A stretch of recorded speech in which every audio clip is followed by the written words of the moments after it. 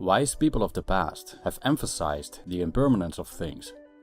Consider Marcus Aurelius, repeatedly contemplating the transience of everything and how we all eventually fall away in the face of death. Or how Lao Tzu mentioned that a violent wind doesn't last for the whole morning, and rain could last long, but not forever. We just have to look at the changes in our environment, the seasons, and the state of our bodies to see that nothing remains the same. But what about our mental states? Don't they continually change as well? In fact, they do. And sometimes they fluctuate so quickly and abruptly that they make us suffer. These kinds of emotional fluctuations are called mood swings.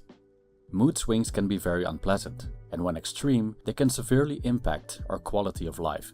But where do these changing emotional states come from? Are they triggered by external events, like a traffic jam or a financial setback? Or do other causes play a role? And what can we do about mood swings? Many philosophers have been contemplating these questions and have come up with different answers. This video explores mood swings through the lens of philosophy.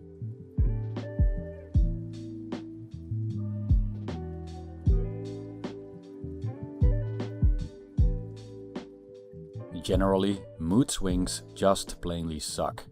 One moment you feel fine or even great about your life.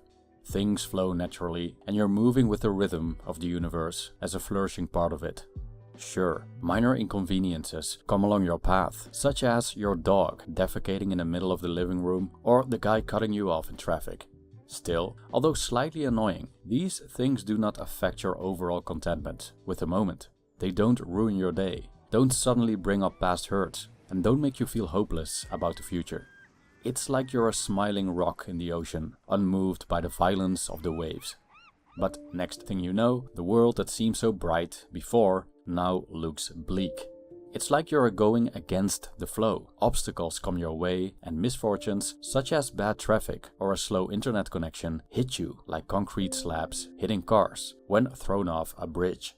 Your mobile hotspot not working reminds you that you always suffer from internet problems, and you wonder why the gods destined you for a life of ongoing bad luck, unlike other people whose lives seem just fine. Mood swings come in different amplitudes. Some are minor and quickly moving, others have peaks, as high as Mount Everest, only to descend into the depths of hell, where we experience significant, deep despair about life, which may even inhibit us from doing our daily activities. Some even fail to get out of bed. Mood swings are no joke. In the highest of highs and lowest of lows, we may do things we later regret. When we're riding the high of euphoria, we might spend a ridiculous amount of money on things we would otherwise never buy. On the other hand, during our lowest ebbs, we may wish we never existed and might engage in self-destructive behaviors as a misguided attempt to alleviate our pain. Therefore, mood swings in many cases are not just unpleasant. They can be highly self-destructive. Take addictions for example, which are essentially just coping mechanisms for one's unpleasant, often agitated states of being.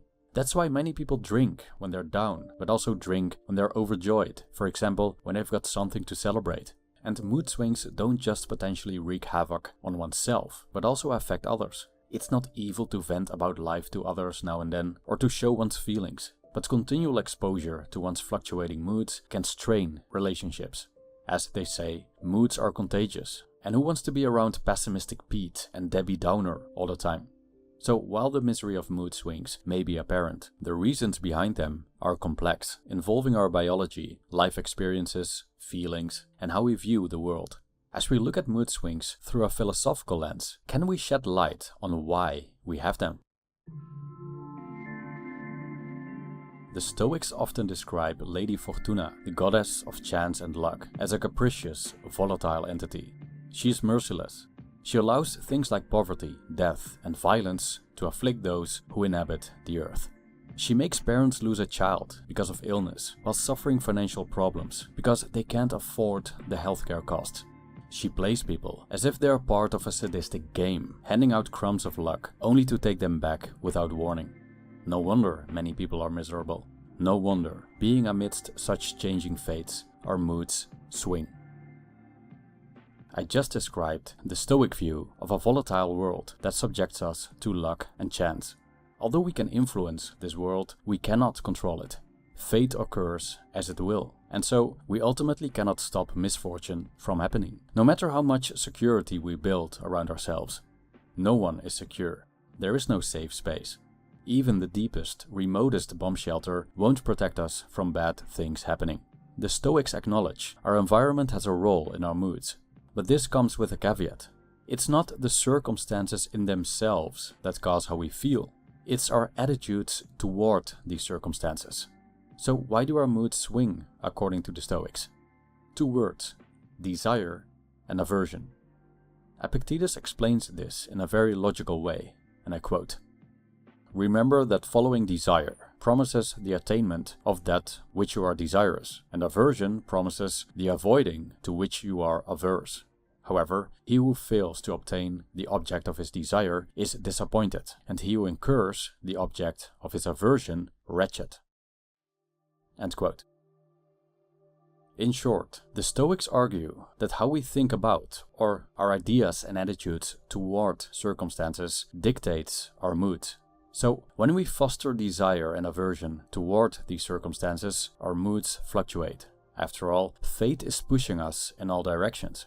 If we try to resist fate or want something out of it, we let our happiness and unhappiness, thus our moods, depend on it. When circumstances are good, we're happy. When they're bad, we're unhappy. And thus, we give birth to mood swings. Essentially, we have become slaves of circumstances and are destined to suffer. Buddhism, a religion originated from around the same period as Stoicism, would agree with the Stoics that our thoughts, or minds, cause how we feel. Our untamed monkey minds jump from one thought to another, leading us to rumination, worry, and anxiety. The Buddhists observed that the root of suffering, including our mood swings, lies in our attachments. We can see the connection between mood swings and attachment in different ways.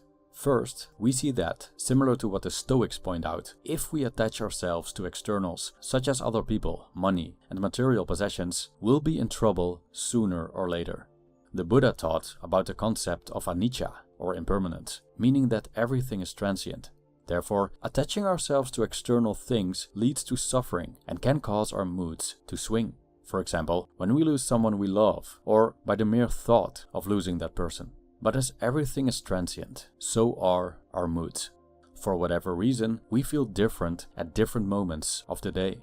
Unless you're enlightened, the 5 mental hindrances, desire, anger, stagnation, restlessness and worry, and doubt, will affect us. That's the bad news. The good news is that, as with everything, the problematic emotions are impermanent. They will come, but disappear as well. And that's kind of the nature of mood swings. Change, impermanence, transience.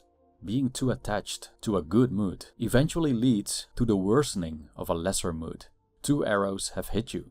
Firstly, the initial decline in mood, and secondly, your dissatisfaction with that declining mood. Considering the wisdom of the Stoics and Buddhists, let's take a closer look at the external circumstances to which we respond. What exactly do we dislike about the world so much that it affects our mood? What makes us miserable? For the existentialist philosophers, the answer is obvious. It's the meaninglessness of it all, the absurdity of existence, the human reality of living on a desolate rock amidst an indifferent universe for no particular reason.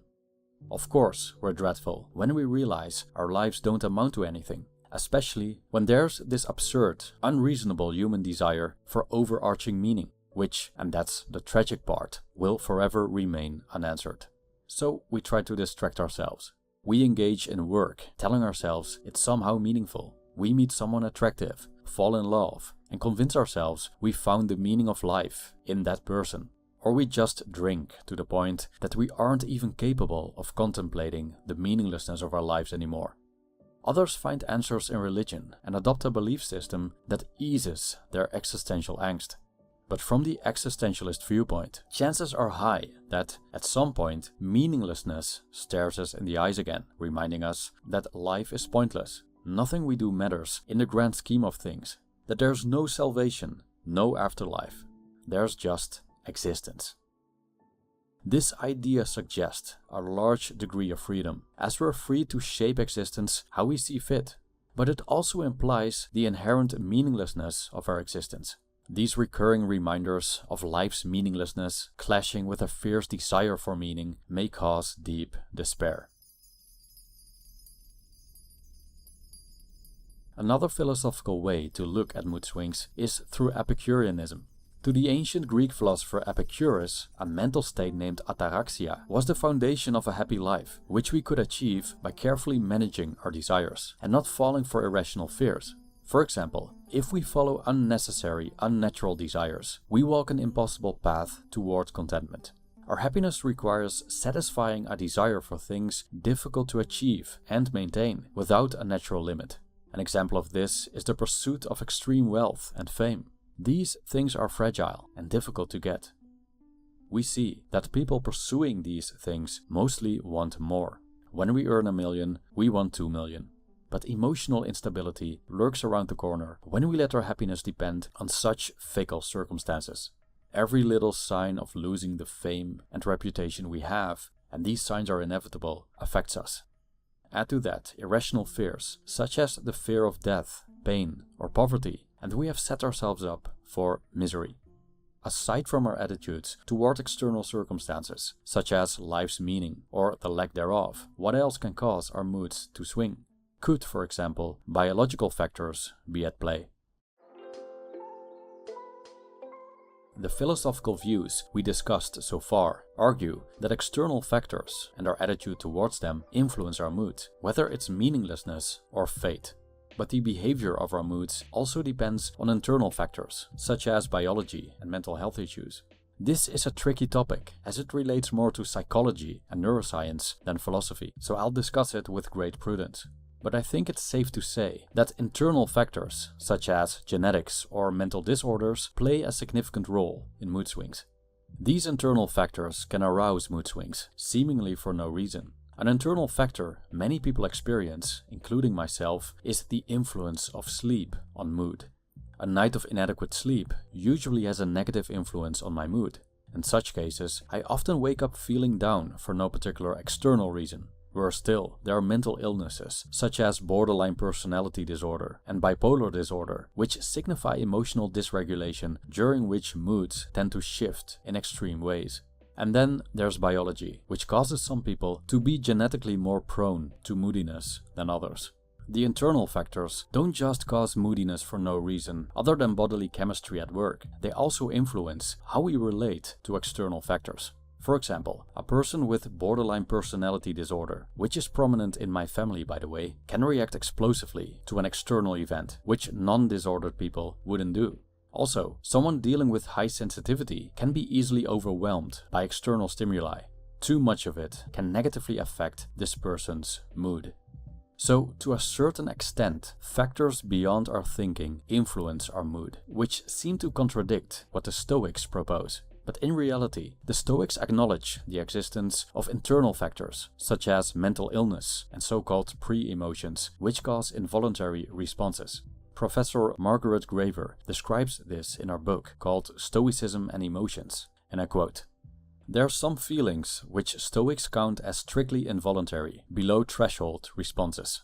These include not only low-level physiological events such as blanching or shuddering, but even some feelings manifested in tears or laughter, and, remarkably, many responses to literature, music, and the visual arts. And just as there are below-threshold responses, which are not yet emotions, so also there are over-the-top responses, which are no longer emotions, but belong rather to the category of mental illness." End quote. So, interestingly enough, the Stoics saw these over-the-top responses caused by mental illness no longer as emotions. In their eyes, true emotions, or passions, are consequences solely of our reasoning. The problem with many of these internal factors is that they're often very difficult, if not impossible, to change. When it comes to genetics, for example, we have no other choice than dealing with the cards we've been dealt with. Some win the genetic lottery, others are less fortunate. The idea of determinism comes into play here. Determinism is the idea that all events, including our own actions, are determined by pre-existing causes. When we apply determinism to biology, we can argue that our genetic makeup largely decides our behavior and personality. For example, specific genes associated with a high risk of bipolar disorder increase the chances of individuals born with these genes suffering from this mental illness. Thus, their predisposition of extreme mood swings, from mania to depression, has been written in their genetic code. It has been biologically determined. It's part of what the Stoics call fate.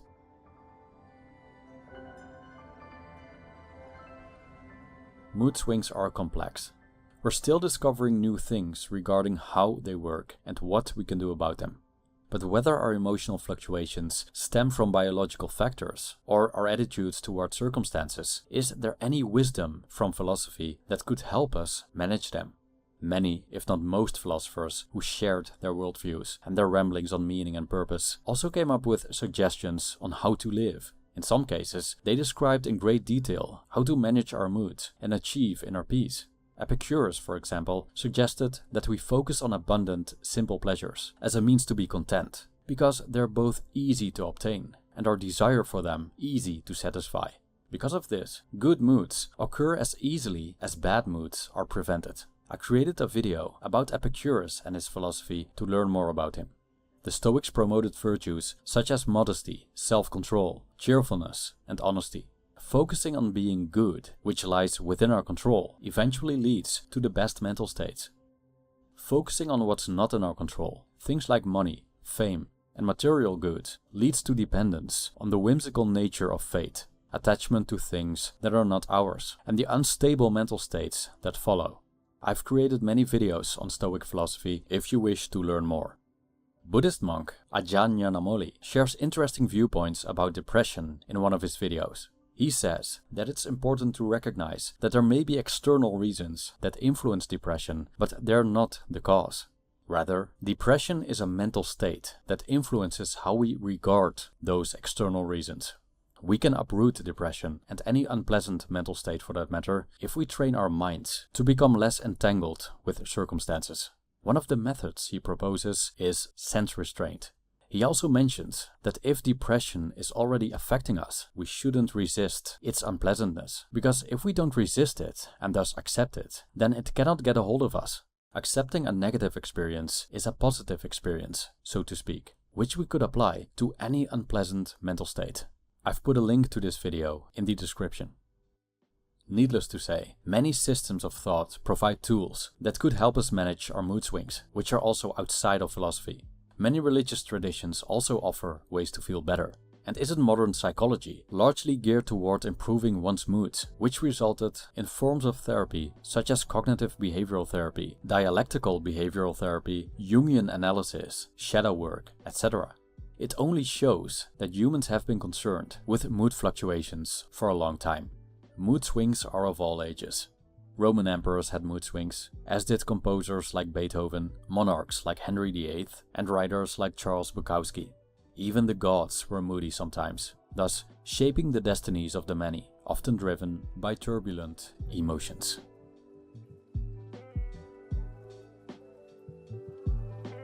Thank you for watching.